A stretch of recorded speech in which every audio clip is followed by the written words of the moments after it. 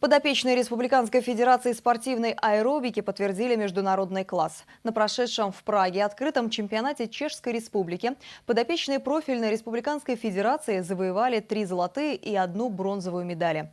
В составе сборной страны на соревнования отправились 6 спортсменов из Чувашии.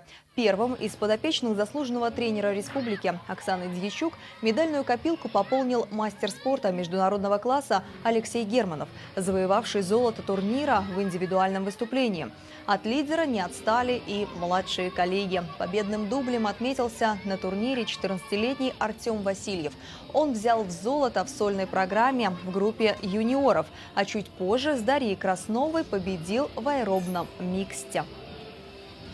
Мне, как президенту Федерации, понравилось выступление в смешанных парах 15-17 лет. Это Артем Васильев и Краснова Дарья.